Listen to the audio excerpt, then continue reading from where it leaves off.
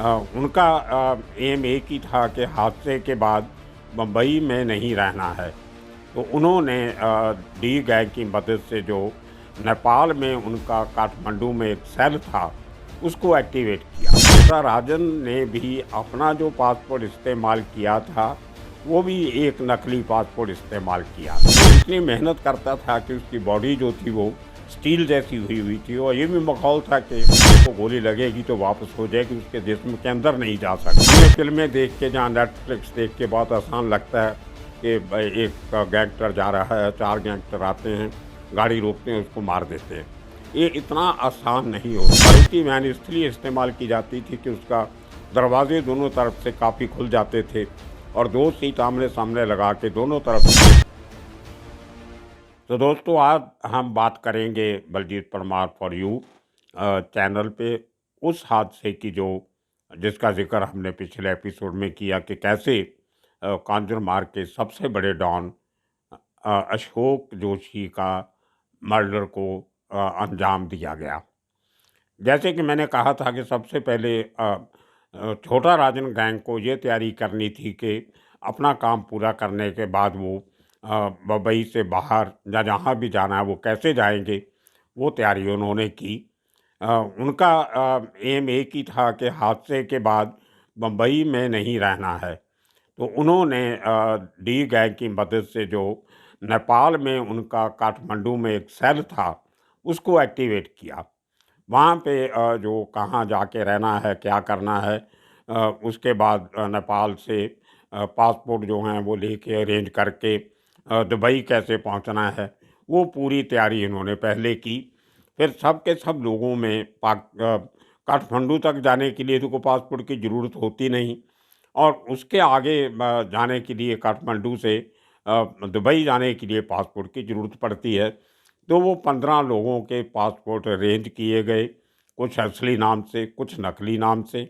और उसी तरह, क्योंकि अगर असली नाम से जाते तो हमारे कुछ एजेंट जो हिंदुस्तानी एजेंसीज़ के या हमारी एम्बेसी के, वो किसी न किसी तरह का ऑब्जेक्शन काठमांडू से ले सकते थे कि इस किस्म के नाम के लोगों को जाने नहीं दिया जाए या उनको रोका जाए, क्योंकि काठमांडू से हमारे रिलेशन अच्छे थे।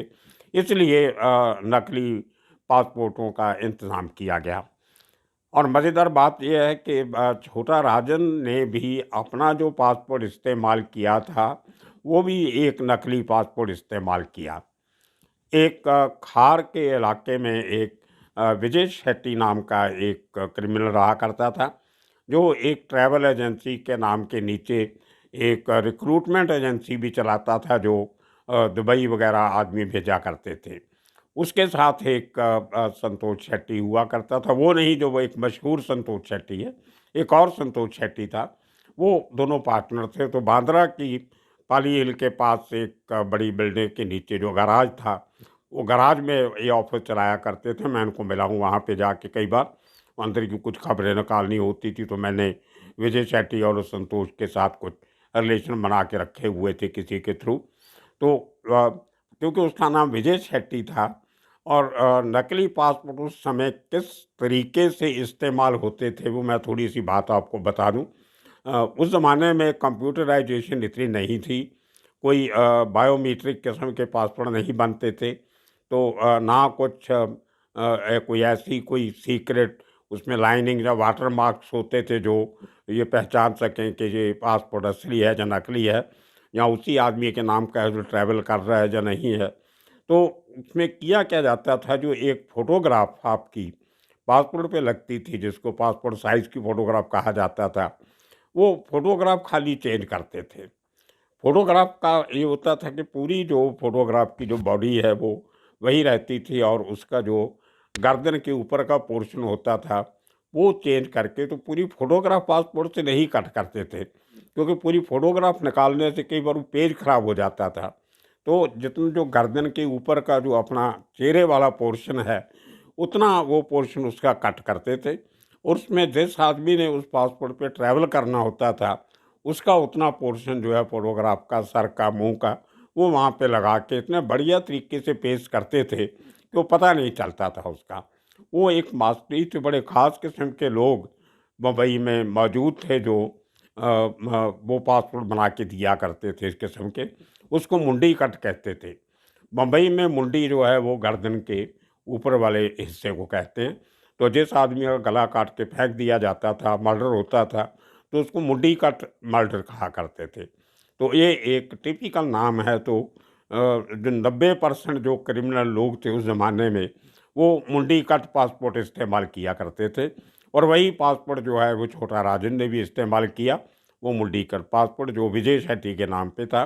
और उसके बाद जितने साल छोटा राजन दुबई में रहा, तो वहाँ पे वो विजय भाई के नाम से मशहूर था। बहुत से लोग इस बात के गवाह होंगे कि जो जब छोटा राजन का फ़ोन आता था तो इसी नाम से आता था कि मैं विजय भाई बोल रहा हूँ। तो दुबई में जो लोग जाके उसको मिलते थे वो भी उसको विजय भाई बोलते थे, छोटा राजन कोई नहीं बोलता था। उसके बाद छोटा राजन ने जो दुबई में जब इतने साल रहने के बाद डी कंपनी के सोर्सेज के साथ उसने और पासपोर्ट बनवाए, उसके बाद तो कई कंट्रीज़ के पासपोर्ट बनाए, वो दूसरा किस्सा है। तो खैर वो विजय शेट्टी के नाम से गया छोटा राजन, दुबई में विजय भाई मशहूर हो गया। तो ये सब इस किस्म की तैयारियां करने के बाद अब इस बात की इंतज़ार थी कि कांजूर मार्ग से अशोक जोशी के घर से निकलने की खबर कब आती है। तो 4 दिसंबर की अर्ली मॉर्निंग 2 बजे छोटा राजन के पास खबर आती है कि आज सुबह 4 बजे अशोक जोशी कांचन मार्ग अशोक नगर जो उसका घर था, अशोक जोशी अपने घर से निकलेगा और पूना जा रहा है। ये पूना की बात शायद छोटा राजन के पास पहले से थी, क्योंकि इनको जो शक था कि अरुण गवली पूना में था उन दिनों में, तो वहाँ पे अशोक जोशी और अरुण गवली की मीटिंग हो सकती है। ये खबर इनके पास पहले से थी।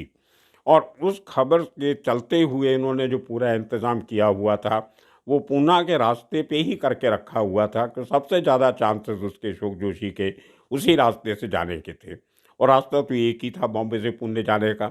उसके पहले कई और रास्ते हैं, लेकिन जहाँ पे इस घटना को अंजाम दिया गया, वहाँ से वो सड़क जो है सिर्फ पूना ही जाती थी और कहीं नहीं जाती थी। गोवा वाली सड़क उसके पहले फट जाती थी, राइट को गोवा चली जाती थी। और उस रोड के ऊपर कॉर्नर पे पनवेल, जिसका जिक्र हमने पिछले एपिसोड में किया था, जहाँ चार्ल्स शोभराज पनवेल के एक होटल पंचरत्ना में रहा था, तो उसी रोड के कॉर्नर पे एक सरदार जी की स्पेयर पार्ट्स की दुकान हुआ करती थी। ट्रक और जीप के पार्ट्स वो दिया करते थे, टायर वगैरह भी रखते थे, और 3-4 मैकेनिक भी थे जो इमरजेंसी में ट्रक की कुछ छोटी मोटी खराबी हो तो वो ठीक भी करते थे। कुछ और गराज भी थे वहाँ पे। लेकिन कॉर्नर पे बहुत बड़ी दुकान जो थी वो एक सरदार जी की थी, जो महाराष्ट्र के नांदेड़ के सरदार थे। उनका नाम था तारी, उसको तारी भाई बोलते थे। बहुत हट्टा-कट्टा सरदार था, मैं उसको मिल चुका था पहले। और उसकी बॉडी को लोग बोलते थे स्टील बॉडी वाला सरदार जी है। वो लोहे का काम करना, मैकेनिक ये भी सब स्पेयर पार्ट्स का काम, तो इतनी मेहनत करता था कि उसकी बॉडी जो थी वो स्टील जैसी हुई हुई थी। और ये भी माहौल था कि तारी भाई जो है उसको गोली लगेगी तो वापस हो जाएगी, उसके जिस्म के अंदर नहीं जा सकती।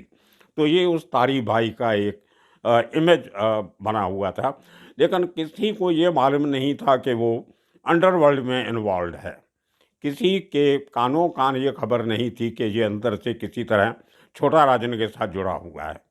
तो बहुत दिनों से अपने वो जो इनके खबरी अशोक जोशी के घर में जो रखे हुए थे, उसके अलावा भी जो इनकी तैयारी चल रही थी अशोक जोशी को घेरने की उस रास्ते पे, वो तारी भाई के उस दुकान से चलती थी कि उस दुकान से जो वो हाईवे का पूरा नज़ारा सामने से निकलता था, वो वहाँ से मॉनिटर करते थे।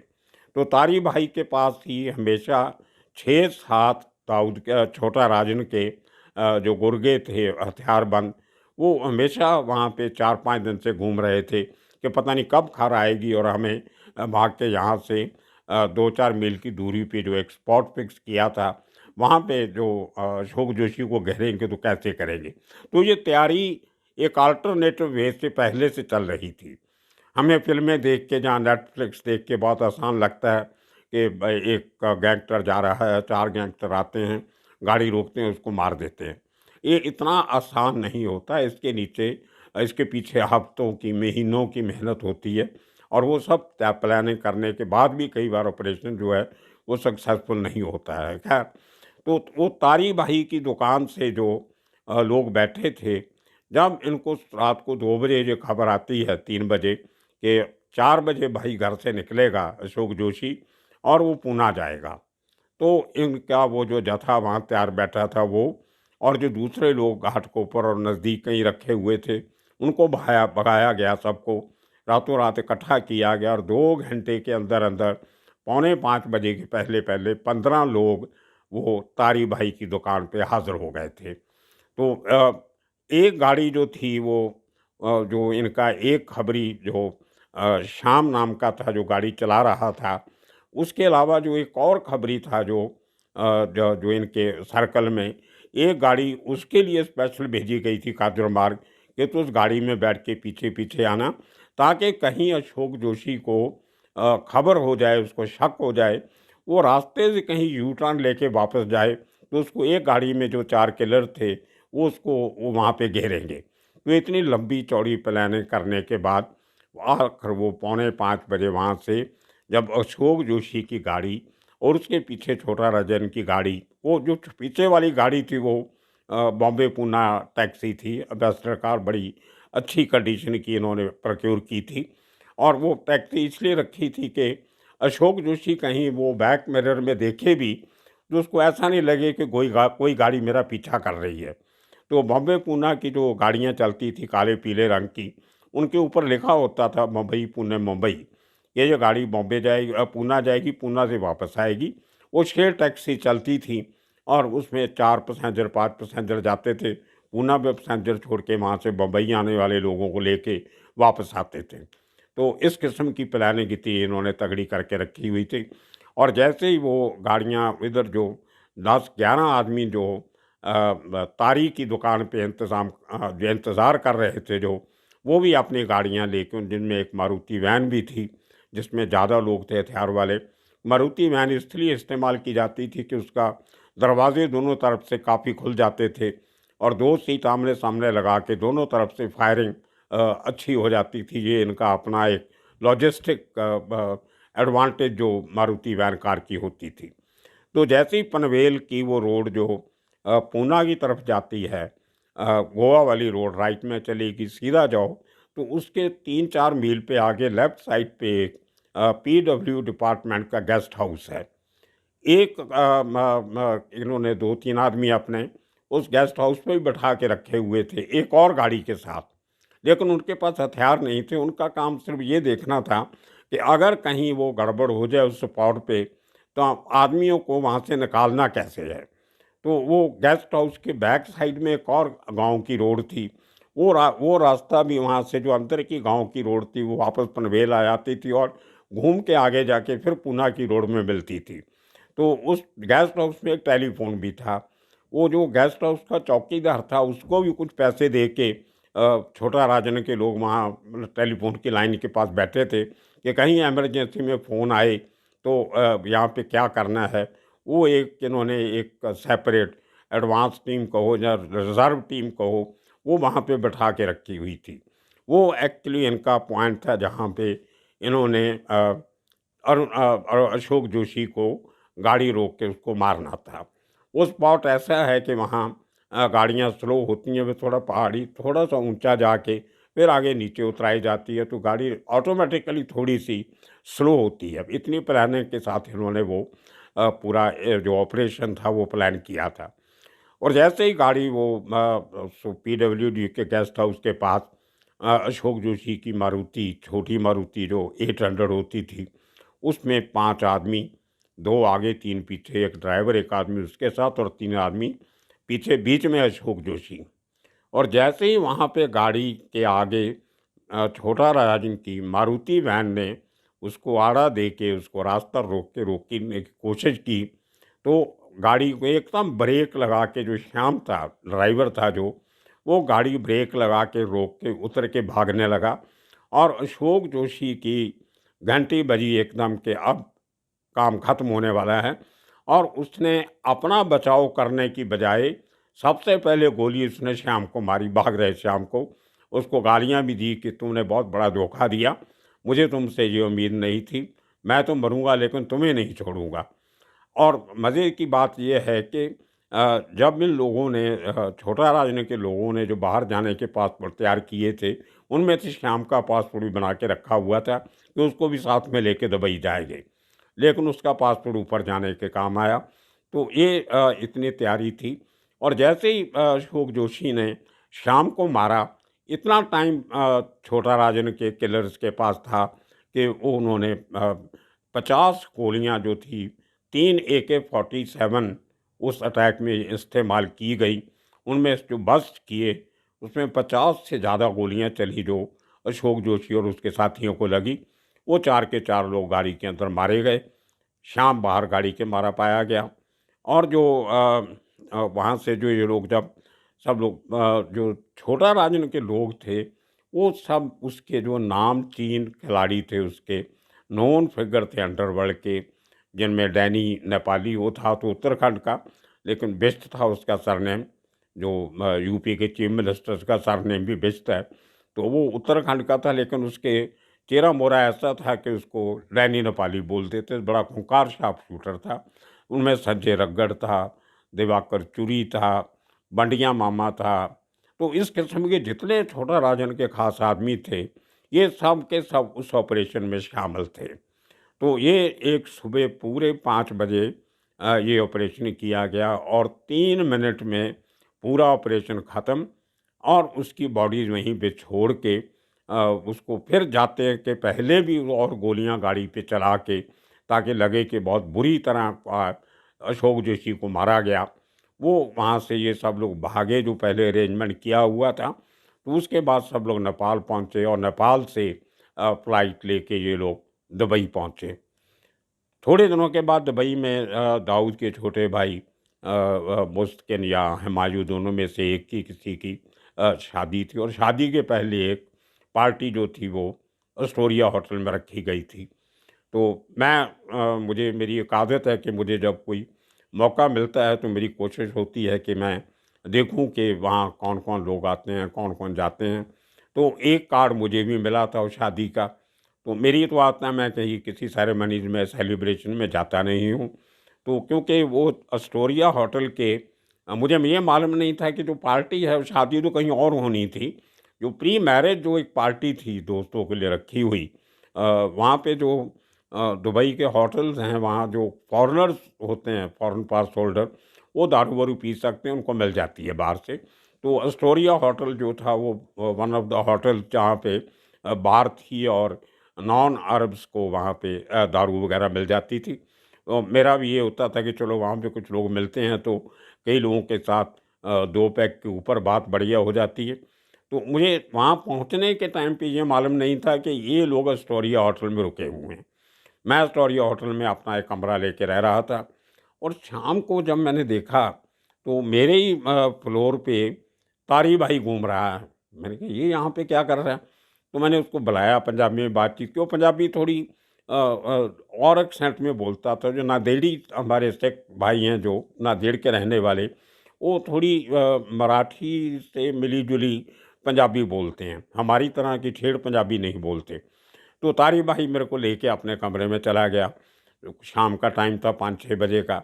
उसने चाय वाय, अंदर ही केटल रखी हुई थी, उसने चाय बनाई, मुझे चाय पिलाई। इतने में दिवाकर चुरी आ गया, मडिया मामा आ गया, दूसरे अपने इसके जितने वो डैनी नेपाली वो आ गया। वो 10-12 लड़के सब के सब जो अशोक जोशी को मार के भागे थे बम्बई से, वो सब के सब उसी होटल में रुके हुए थे। कोई किसी फ्लोर पे, लेकिन वो मेरे नाम से सब जानते थे। मैं क्राइम कवर करता था, उनको जाके घाट कोपर में इनके अड्डे पे जाके मिलता भी था। कई लोगों को किसी न किसी काम के चक्कर में वो खबर निकालनी है। जहाँ जो उस एरिया का जो पुलिस स्टेशन था, वो भी छोटा राजन के घर से निकल के जाओ तो आगे राइट साइड में पुलिस स्टेशन था। पुलिस स्टेशन जाना, फिर मैंने आपको कुछ इंसिडेंट सुनाए थे कि सरदार जी की एक गुरुद्वारा की बिल्डिंग छोटा राजन के लोगों ने बनने से रोक दी थी। तो मैं सरदार जी लोगों के साथ जाके बढ़िया मामा को और इनको मिल के उनका वो बिल्डिंग बनाने का काम शुरू करवाया था। तो ये सब के सब लोग वहाँ से मिले और ये देखिए आप किस तरीके से एक आदमी को मारने के लिए कितनी बड़ी तैयारी करनी पड़ती है। और वो अशोक जोशी के मर्डर का वो एक इंसिडेंट था जिससे से छोटा राजन को ये मालूम था कि अगर उसके बाद मैं मुंबई में रहूँगा या तो मुझे पुलिस मार देगी तो या अरुण गवली मार देगा। तो अपनी जान बचाने के लिए, अपने गैंग मेंबर्स की जान बचाने के लिए ऑपरेशन के बाद सब के सब लोग दुबई में इकट्ठे होते हैं और दाऊद के भाई की शादी में भी हिस्सा लेते हैं, पार्टी में भी हिस्सा लेते हैं। वो सेलिब्रेशन दुबई में हुई। तो इसके साथ आज का ये किस्सा हम लोग यहीं ख़त्म करते हैं। कल एक नया किस्सा लेके, नई कहानी लेके फिर हाज़िर होंगे।